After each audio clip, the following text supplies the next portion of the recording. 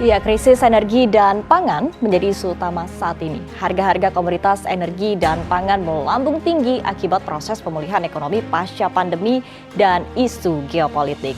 Padahal baik energi dan juga pangan keduanya sangat dibutuhkan sebagai fondasi utama ketahanan suatu negara. Lantas, di tengah kondisi ini, seperti apa ketahanan Indonesia? Kita akan simak selengkapnya dalam 5 jurus Prabowo lawan krisis global. Seperti yang kita semua ketahui, dunia sedang menghadapi krisis. Tahun depan, kita juga akan menghadapi resesi.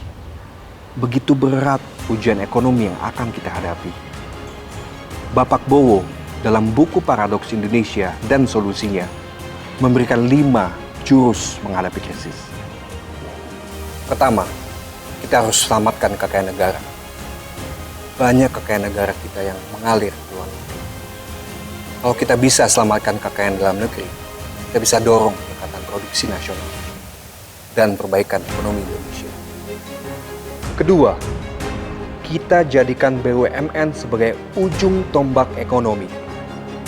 Di bukunya, Pak Bowo menjelaskan, untuk hal-hal strategis, perusahaan-perusahaan milik negara harus menjadi ujung tombak perekonomian dan harus dipimpin oleh orang-orang yang capable. Ketiga, juga tidak kalah penting, kekayaan alam Indonesia harus dikelola di Indonesia. Selama ini, kekayaan alam Indonesia dijual murah karena masih mentah. Kalau kita mengolahnya terlebih dahulu, kita akan mendapatkan nilai tambah dari bahan alam kita.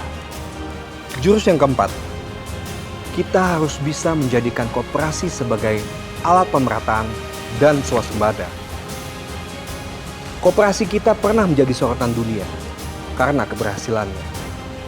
Sistem koperasi yang menjalankan sistem barang rakyat, pabrik rakyat, fasilitas dan modal kerja dari APBN, yang mana itu juga merupakan uang dari rakyat, dan distribusinya juga oleh rakyat, tentu itu bisa mendorong pemerataan ekonomi rakyat. Dengan kita bisa melakukan pemerataan ekonomi, tentu itu bisa menjadi motor swasembada.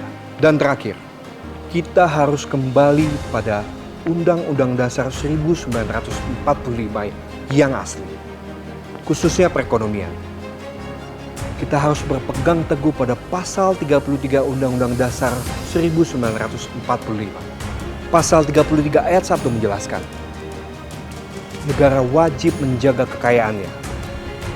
Kalau masih ada rakyat miskin, negara harus bertanggung jawab, negara harus hadir, negara harus memperbaikinya.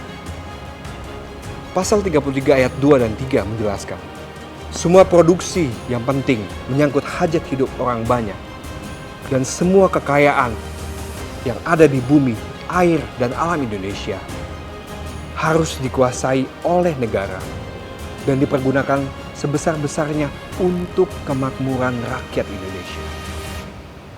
Selama kita bisa menghentikan kebocornya kekayaan Indonesia, bisa melakukan pemerataan dan swasembada yang membuat ekonomi rakyat meningkat, dan bisa menjalankan amanat Undang-Undang Dasar 1945 secara benar, Pak Bowo yakin Indonesia akan selamat dari krisis dan mencapai Indonesia yang adil dan makmur.